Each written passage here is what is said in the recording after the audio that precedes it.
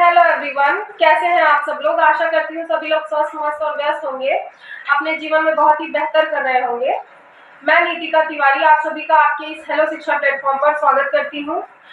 आज की वीडियो में हम लोग 28 दिसंबर 2022 का सीडीपी पेपर डिस्कस करेंगे। आपको पता होगा कि जो 2022 का सीटेट का एग्जाम था वो 28 दिसंबर से ही स्टार्ट हुआ था, इसीलिए सबसे पहला पेपर हम 28 दिसंबर का ही डिस्कस कर रहे हैं। आज की वीडियो में 1 से लेकर 15 तक का क्वेश्चन डिस्कस करेंगे, फिर इसका पार्ट 2 आएगा, उसमें हम लोग 15 से 30 तक का क्वेश्चन डिस्कस करेंगे। तो वीडियो बहुत इंपॉर्टेंट होने वाली है, तो वीडियो को में लास्ट तक बने रहिएगा। आपको जो डिटेल्ड एक्सप्लेनेशन मिलेगा वो आपको आपकी समझ को इनहेंस करेगा, आपकी समझ बिल्ड करेगा, इसलिए अंत तक देखिएगा, आपको बहुत कुछ सीखने को मिलेगा। और ये सीटेट का जो ये पेपर है, मैंने ये ऑफिशियल वेबसाइट से डाउनलोड किया हुआ है। आप लोग अगर चाहेंगे तो आप भी जाके सीटेट का ये पेपर डाउनलोड कर सकते हैं ऑफिशियल वेबसाइट से सीटेट की। इन पेपर्स की आंसर की आपको नहीं मिलेगी, क्योंकि उन्होंने पहले ही रिस्पांस की डाल दी थी, इस वजह से आंसर की अपलोड नहीं की गई है। और वीडियो में आगे बढ़ने से पहले अगर आपने अभी तक चैनल को सब्सक्राइब नहीं किया तो सब्सक्राइब कर लीजिए, वीडियो को लाइक और शेयर कर दीजिए अभी से ही, क्योंकि मुझे पता है आपको ये सेशन बहुत ही पसंद आने वाला है। ठीक है, अब ये देख लेते हैं, ये सीटेट का पेपर है, इसमें लैंग्वेज 1 लिया गया था हिंदी और लैंग्वेज 2 क्या था, इंग्लिश। पेन का कलर चेंज कर लेते हैं। हाँ, पहला क्वेश्चन देख लेते हैं। पहले क्वेश्चन में दिया गया है which period makes the transition from childhood to adulthood. इसमें 4 ऑप्शन दिए गए हैं, हिंदी में भी देख ले। बचपन से वयस्कता के परिवर्तन काल का समय कौन सा है। पहला दिया गया प्रारंभिक बाल्यावस्था, इसका हिंदी इंग्लिश का ऑप्शन देखते हैं, वो ज्यादा अच्छे से। पहला दिया गया है अर्ली चाइल्डहुड। तो अर्ली चाइल्डहुड मतलब क्या हुआ, अर्ली चाइल्डहुड मतलब क्या हुआ, 2 से 6 वर्ष की अवस्था। तो इसमें के बाद बच्चा एडल्टहुड में नहीं जाता, इसके बाद बच्चा मिडिल चाइल्डहुड या लेटर चाइल्डहुड में जाता है।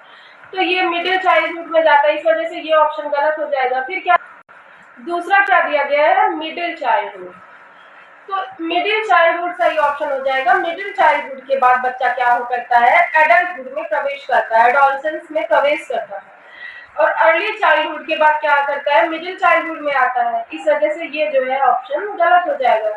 जब हमें दूसरा ऑप्शन ही सही मिल गया तो बाकी ऑप्शन डिस्कस करने का कोई मतलब नहीं है, इसीलिए हम क्वेश्चन में आगे बढ़ते हैं। क्वेश्चन नंबर 2 देख लेते हैं। क्वेश्चन नंबर 2 दिया गया है which of the following would require use of gross motor skills. तो 4 ऑप्शन दिए गए हैं। आइए हिंदी में भी क्वेश्चन देख ले। निम्न में से किसके लिए स्थूल गामक कौशल के उपयोग की आवश्यकता होगी। पहला दिया गया स्थूल मतलब gross motor skills, fine motor skills नहीं, ग्रॉस मोटर स्किल्स मतलब बड़ी मांसपेशियों का इस्तेमाल। यहाँ देखिए ये ग्रॉस मोटर स्किल्स लिखा गया है, ठीक है। तो ग्रॉस मोटर स्किल्स मतलब बड़ी मांसपेशियों का इस्तेमाल किस में होगा, ब्रश से पेपर पर पेंटिंग करना। पेंटिंग करने में तो बस हाथ की कुछ मसल्स का ही इस्तेमाल होगा, क्या पूरी मांसपेशियों का, बड़ी मसल्स का इस्तेमाल है, नहीं है, इस वजह से ये ऑप्शन क्या होगा, गलत हो जाएगा। नेक्स्ट क्या दिया गया है, पेपर के टुकड़े काटना और चिपकाना। कटिंग ही तो करना है, चिपका ही तो रहे, हाथों के कुछ फिंगर्स के मसल्स का ही इस्तेमाल है, इस वजह से ये ऑप्शन भी गलत हो जाएगा। फिर क्या है, सुई में धागा डालना, इसमें भी फिंगर्स के ही मसल्स का इस्तेमाल है, इसलिए छोटी मसल्स का इस्तेमाल है, इसलिए ये ऑप्शन भी गलत हो जाएगा। नेक्स्ट क्या दिया गया, चलना और दौड़ना, यही सही ऑप्शन है। ये दौड़ना ना, जो दौड़ना है इसमें जो है हमारी बड़ी मसल्स का, ये जो दौड़ना है इसमें हमारी बड़ी मसल्स का इस्तेमाल होता है। तो चलना और दौड़ना यही सही ऑप्शन हो जाएगा।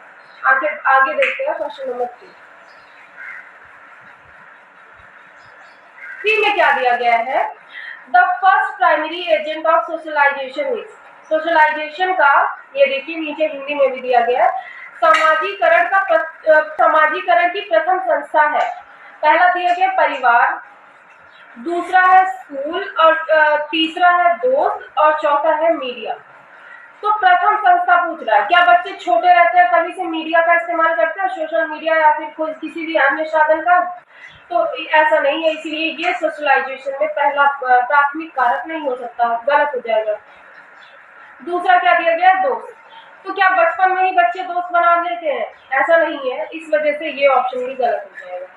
दोस्त तो जब स्कूल जाते हैं या मिलते हैं लोगों से, उनका सामाजिकरण स्टार्ट होता है सेकेंडरी लेवल पे, तब जाके वो दोस्त बनाते हैं और दोस्तों से सीखते हैं। तो ये दोस्त सेकेंडरी हो जाएंगे, प्राइमरी नहीं।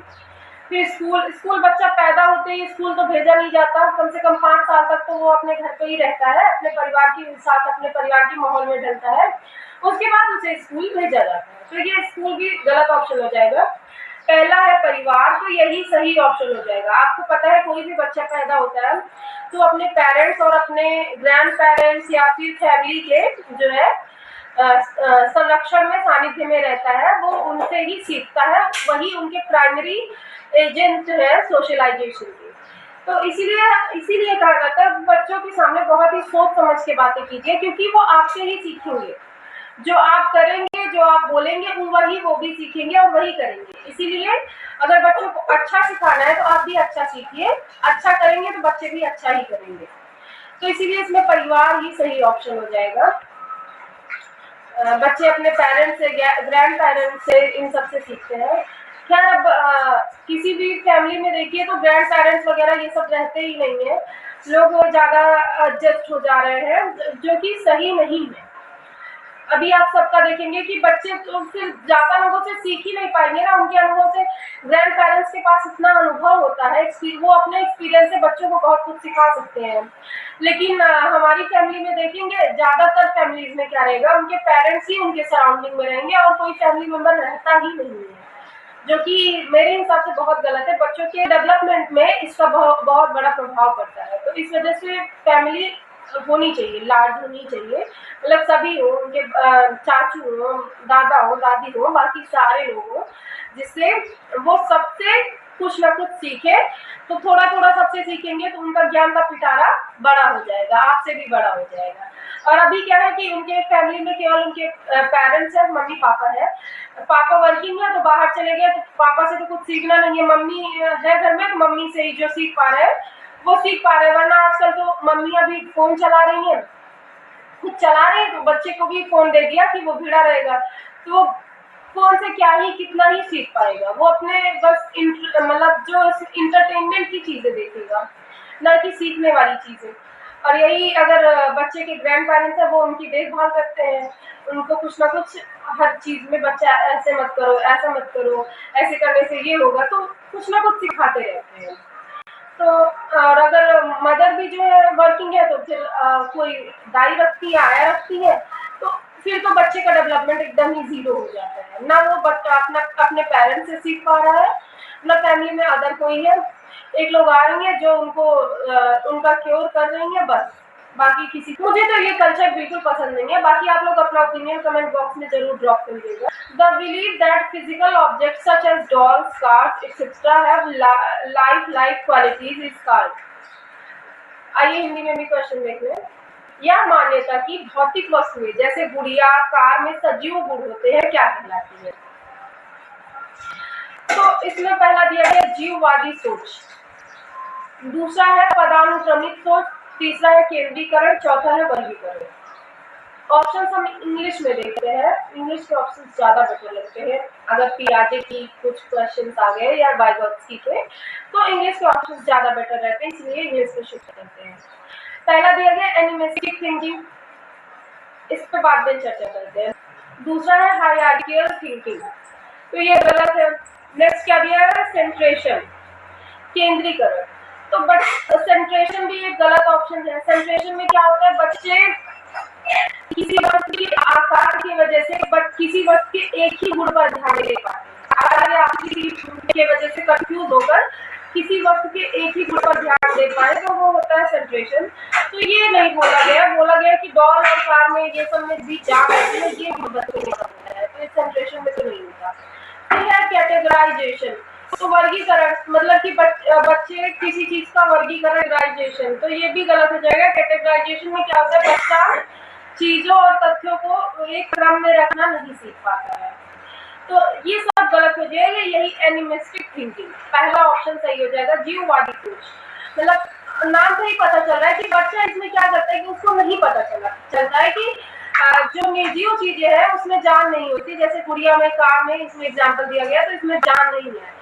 अगर जैसे बच्चा ऐसे चल रहा है, गिर गया, ठोकर लग के गिर गया तो रोने लगेगा, तो उसकी मम्मी जाएंगी कि उसको मार देंगी पैर से या हाथ से कि इसने मारा, या दरवाजे से लग गया तो दरवाजे को मार देंगी, मैंने दरवाजे को मार दिया। और बच्चा फिर क्या होता है, उसी में खुश हो जाता है, उसको नहीं पता कि इसके अंदर जान नहीं है, इसको नहीं दर्द हो गया, वो उसी में खुश हो जाएगा और बोलेगा कि मतलब मम्मी ने इसको मार दिया, अब वो रोना बंद कर देगा, खुश हो जाएगा।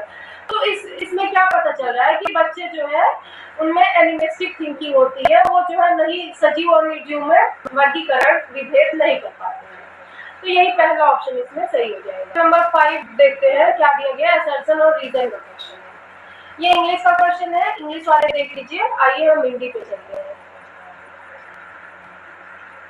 अभिकथन ए दिया गया है, 4 वर्षीय रिया लंबे और चौड़े 2 बर्तन में एक ही समय में समान मात्रा में पानी डालते समय बर्तनों की ऊंचाई और चौड़ाई को एक ही समय में ध्यान में नहीं रख पाती है। इसमें रिया में कौन सा गुण है, सेंट्रेशन का गुण है। फिर कारण क्या दिया गया, जीन पियाजे के अनुसार रिया संज्ञानात्मक विकास के पूर्व संक्रियात्मक चरण में है। एकदम सही बात है। जो है इसमें कथन जो है कि रिया ध्यान नहीं दे पा रही है, ये सही है। और ये रिया किस वजह से लंबाई और चौड़ाई दोनों बातों पर एक साथ ध्यान नहीं दे पा रही है, क्योंकि रिया अभी बच्ची है, उसमें सेंट्रेशन का गुण है, वो एक समय में किसी वस्तु के केवल एक ही गुण पर ध्यान दे पाती है। और पियाजे के अनुसार रिया किस स्टेज में, संज्ञानात्मक विकास के पूर्व संक्रियात्मक चरण में है। अभी रिया किस चरण में, पूर्व संक्रियात्मक चरण में है। पूर्व संक्रियात्मक चरण में ही कई सारे पार्ट है, उसी में एक पार्ट है सेंट्रेशन। तो रिया के अंदर अभी कौन सा गुण है, सेंट्रेशन का गुण है। तो इसमें कथन और कारण दोनों सही है, इसीलिए पहला ऑप्शन सही हो जाएगा कि ए और आर दोनों सही है और आर ए की सही व्याख्या करता है।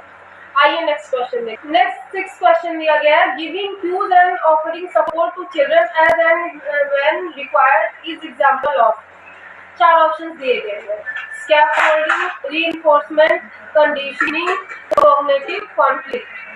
तो इसमें ये पहला जो है रीइंफोर्समेंट मतलब पुनर्बलन, मतलब जैसे कोई बच्चा कोई काम कर रहा है, उसमें फेल हो गया, सफलता नहीं मिली, तो उनको फिर से जो है मोटिवेट करना, उसको क्या कहते हैं, रीइंफोर्समेंट। तो ऐसा तो क्वेश्चन में पूछ नहीं रहा, इस वजह से ये गलत हो जाएगा। और कंडीशनिंग मतलब किसी चीज के ऊपर कंडीशंस लगाना, तो ये गलत हो जाएगा। और बाकी ये कॉग्निटिव कॉन्फ्लिक्ट भी गलत ऑप्शन है। इसमें ये स्कैफोल्डिंग मतलब पार्ट, ये लेव वाइगोत्स्की का है कि बच्चे को स्कैफोल्डिंग देना चाहिए। कोई प्रॉब्लम है, बच्चा उसको खुद सॉल्व करे, अगर उसे कोई समस्या आ रही है सॉल्व करने में बीच में, तो थोड़ी सी उसकी मदद की जाए, फिर वो आगे खुद ही प्रॉब्लम खुद ही सॉल्व करे, तो वो उसको क्या बोलते हैं, स्कैफोल्डिंग। और ये वाइगोत्स्की ने दिया है, और यही स्कैफोल्डिंग इसका सही ऑप्शन हो जाएगा। हिंदी वाले हिंदी में भी क्वेश्चन देख लीजिए। ये आइए नेक्स्ट क्वेश्चन पे चलते हैं। Question number 7, the application of Vygotsky theory to children's education process के 4 ऑप्शन दिए गए हैं। आइए हिंदी में भी क्वेश्चन देखें।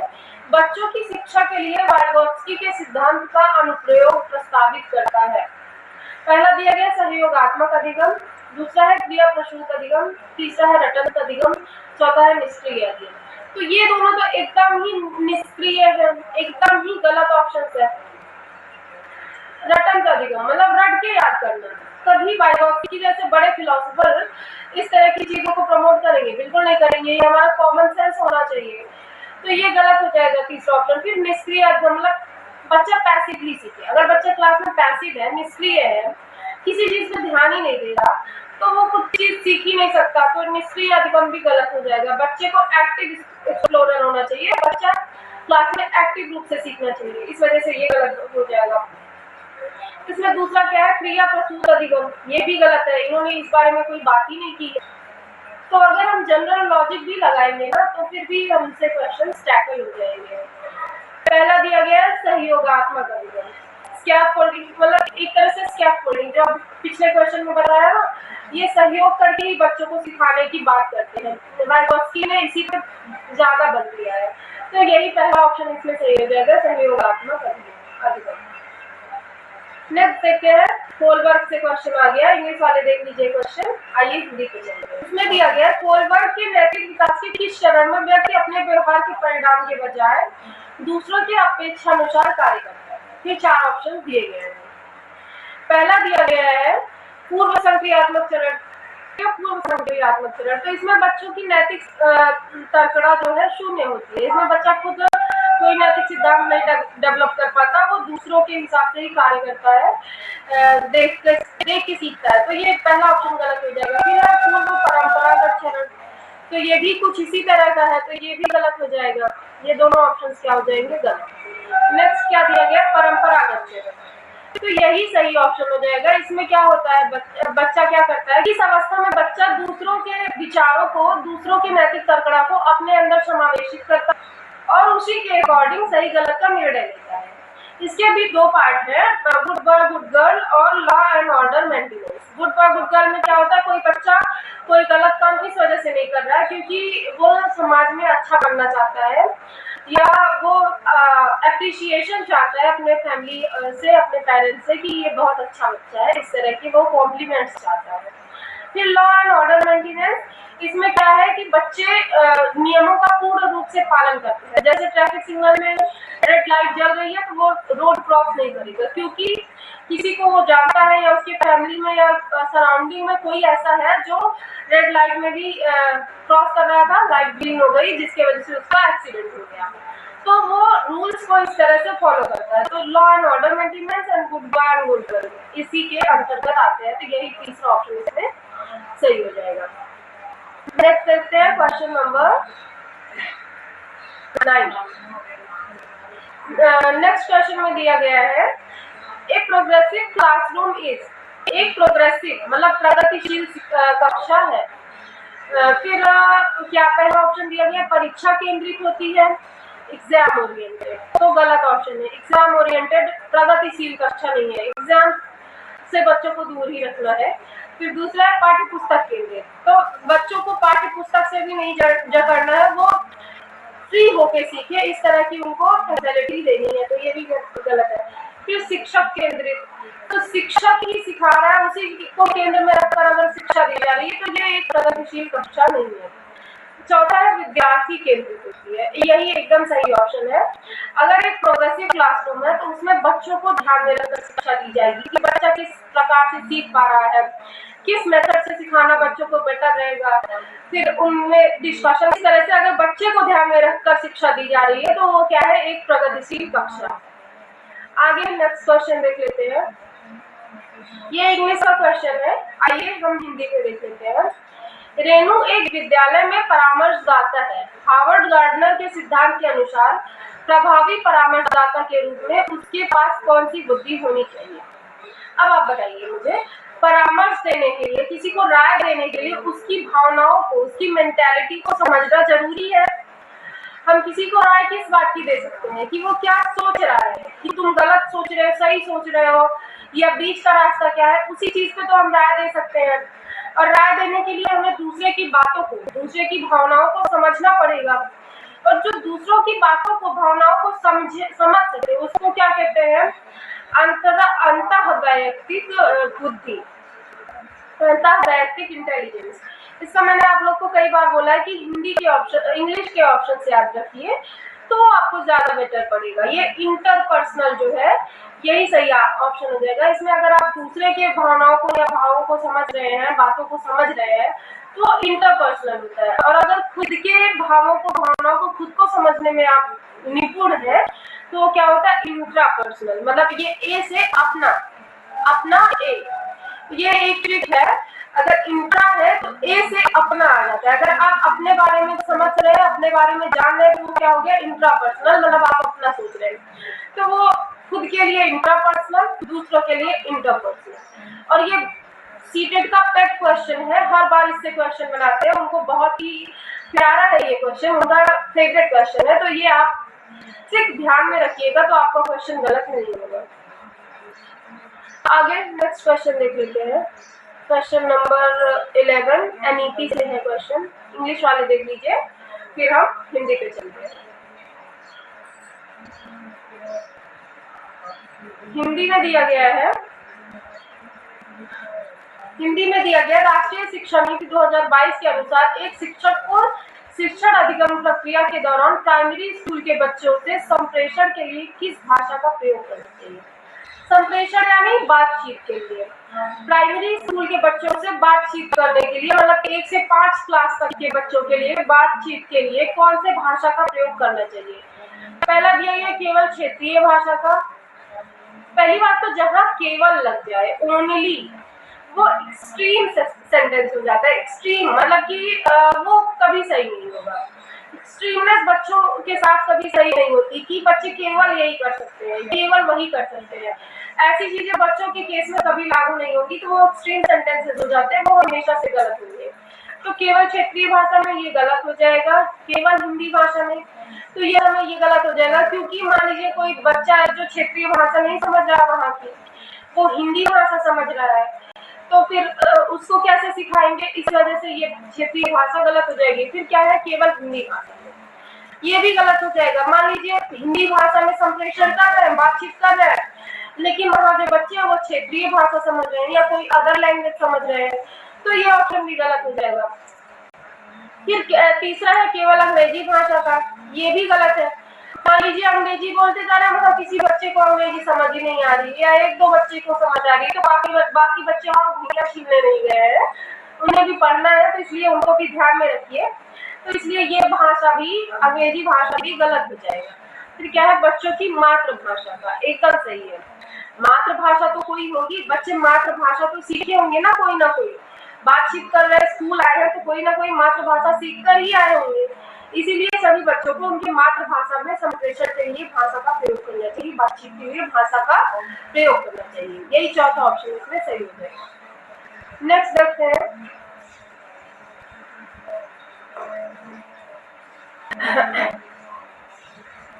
नेक्स्ट देखते हैं, ये इंग्लिश का क्वेश्चन है, इंग्लिश वाले देख लीजिए, फिर हिंदी पे चलते हैं। हिंदी में दिया गया है, 5 साल की वैशाली ने अपनी माँ से कहा, माँ मुझे अमित की तरह फुटबॉल चाहिए। वैशाली को जवाब देते हुए उसकी माँ ने कहा, फुटबॉल से तो केवल लड़के खेलते हैं। देखिए केवल आ गया ना, एक्सट्रीम सेंटेंस। मैं तुम्हारे लिए एक छोटी सी प्यारी गुड़िया लाऊंगी। माँ का जवाब क्या दिखाता है, अब आप बताइए क्या दिखाता है। क्या लड़कियां फुटबॉल नहीं खेलती? लड़कियों का फुटबॉल इंटरनेशनल लेवल तक जा चुका है, और ये बता रही है लड़कियां। तो इसमें क्या दिखाता है पूछ रहा है, तो जेंडर भूमिका में लचीलापन अगर होता तो मैं कहती ठीक है, अमित जिस फुटबॉल से खेलता है वैसी ही फुटबॉल मैं भी तुमको ला के दे दूंगी, अगर लचीलापन होता तो। इस तरह का जवाब आता है, मतलब लचीलापन नहीं है, वो एक्सट्रीम में जा रही है। केवल मैंने दिखाया ना आपको, केवल बोल रही है, तो मतलब क्या है, ये एक्सट्रीमता को दिखाता है कि लड़के तो केवल फुटबॉल से खेल सकते हैं, लड़कियां जो है गुड़िया गुड्डों से ही खेलती हैं। तो ये केवल जो है एक्सट्रीम सेंटेंस है, तो लचीलापन नहीं है यहाँ पे। फिर दूसरा है लिंग समता। अगर लिंग समता होती तो वो लिंग में डिस्क्रिमिनेशन क्यों करती कि जो है लड़के जो है फुटबॉल से खेलेंगे, लड़कियां गुड़िया से खेलेंगी। समता नहीं है ना, वो कैटेगराइज कर रही है, इस वजह से ये ऑप्शन भी गलत हो जाएगा। फिर तीसरा क्या है, लिंग रूढ़िबद्धता, यही सही ऑप्शन हो जाएगा। ये इनकी मम्मी किस तरह की है, वैशाली की माँ जेंडर स्टीरियोटाइप की है, वो जो है लिंग रूढ़िवादिता से जकड़ी हुई है। वो ये नहीं समझ पा रही है कि लड़की लड़के सभी फुटबॉल खेल सकते हैं, लड़के भी गुड़िया से खेल सकते हैं, इसमें कुछ भी चिढ़ाने जैसा नहीं है या कुछ भी मना करने जैसा नहीं है। तो वो लिंग रूढ़िबद्धता को प्रमोट करेंगे, जेंडर स्टीरियोटाइप को प्रमोट करेंगे। तो यही तीसरा ऑप्शन इसमें सही हो जाएगा। आपने दिया गया है, इंग्लिश वाले देख लीजिए, आगे हम हिंदी पे चलते हैं। हिंदी में दिया गया, बच्चों का नामीकरण व उन्हें वर्गों में बांटना, मतलब उनको नामीकरण करना और कई समूहों में बांट देना। ये क्या है, अर्थपूर्ण सीखने को बढ़ावा देता है, देगा, सुशासित करेगा। अर्थपूर्ण अधिगम तो नहीं होगा वर्गीकरण से, क्योंकि हमेशा क्या होना चाहिए, समावेशी शिक्षा होनी चाहिए, सभी को साथ में लेके शिक्षा देनी चाहिए, ना कि वर्गों में बांट कर। इस वजह से ये ऑप्शन गलत हो जाएगा। फिर क्या है, बच्चों के समूह में हिंसा और सीखने की लाचारी को जन्म देगी। बच्चों को वर्गों में बांटकर क्यों नहीं सिखाना चाहिए, क्योंकि ये बात एकदम सही है कि बच्चों के अगर समूह में बांटेंगे तो उसमें क्या आएगी, हीनता आएगी और क्या आएगी, सीखने की लाचारी का जन्म होगा। इसी वजह से बच्चों को समूहों में बांट के नहीं सिखाना चाहिए, उनको एक साथ सिखाना चाहिए और इंक्लूसिव एजुकेशन देना चाहिए। यही ऑप्शन सही हो जाएगा। और अगर ये सब बाकी के तीनों ऑप्शन देखें तो अगर हम इंक्लूसिव एजुकेशन उन्हें देंगे, समावेशी शिक्षा देंगे, तब बच्चों में ये बाकी की तीनों चीजें डेवलप होगी। सकारात्मक रणनीति होगी, उनमें आत्मसम्मान का डेवलपमेंट होगा, वो अर्थपूर्ण सीखने को सुसाधित करेंगे, अर्थपूर्ण अधिगम को बढ़ावा देंगे। ये सारी क्वालिटीज डेवलप होंगी, लेकिन अगर हम उनको इंक्लूसिव एजुकेशन दें, समावेशी शिक्षा दें। अगर हम उन्हें वर्गों में बांटेंगे तो उनके समूह में हीनता आएगी, सीखने की लाचारी पैदा होगी। तो यही दूसरा ऑप्शन इसमें सही हो जाएगा। नेक्स्ट क्वेश्चन देख लेते हैं। दिया गया है, इंग्लिश में दिया गया है क्वेश्चन, इंग्लिश वाले देख लीजिए, हम लोग हिंदी पे चलते हैं क्योंकि ज्यादातर लर्नर्स हिंदी वाले हैं। सतत व समग्र मूल्यांकन के क्या मायने हैं? पहला दिया गया विद्यार्थी की एक दूसरे से तुलना करना। तुलना हमेशा एक निगेटिव टैग वर्ड है, किसी के साथ तुलना नहीं करना चाहिए क्योंकि सभी एक इंडिविजुअल है, सबका अपना एक व्यक्तित्व है। हम किसी के व्यक्तित्व में दूसरों को देख के परिवर्तन नहीं कर सकते कि वो फलाने इस तरह के हैं तो आप भी इस तरह के बन जाओ। वो उनका व्यक्तित्व है, ये हमारा व्यक्तित्व है। भगवान ने भी सबको अलग अलग बनाया है तो व्यक्तित्व भी सबके अलग अलग होंगे। इस वजह से तो इसीलिए तुलना करके किसी बच्चे में हीनता या लो कॉन्फिडेंस बिल्ड नहीं करना चाहिए। तो ये गलत ऑप्शन हो जाएगा। नेक्स्ट क्या दिया गया है? दूसरा क्या दिया गया? बच्चे के व्यापक विकास से जुड़ी सभी स्कूली गतिविधियों के आकलन से सभी पहलुओं को शामिल करना चाहिए।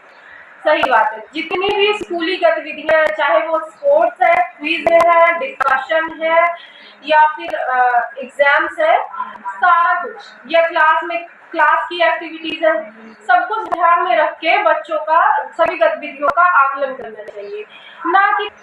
ना कि पेन पेपर मोड में आप साल के अंत में एक एग्जाम कंडक्ट करा रहे हैं, उसके बेस पे बच्चों का आकलन कर रहे हैं कि बच्चे की प्रोग्रेस किस हिसाब से है। नहीं, सभी गतिविधियों से, स्कूल में क्विज से या अन्य चीजों से बच्चों का आकलन लगातार बल्कि हर दिन होता रहना चाहिए क्लास की एक्टिविटीज से। तो इसीलिए ये दूसरा ऑप्शन इसमें सही हो जाएगा। ठीक है, आगे देखते हैं क्वेश्चन नंबर 15। ये इंग्लिश का क्वेश्चन है, इंग्लिश वाले देख लीजिए, आगे हिंदी पे चलते हैं। कक्षा में शिक्षण अधिगम की प्रक्रिया में अक्सर जांच करने वाले प्रश्नों का प्रयोग करते हैं। इससे शिक्षक को किस प्रकार का मूल्यांकन करने में मदद मिलती है?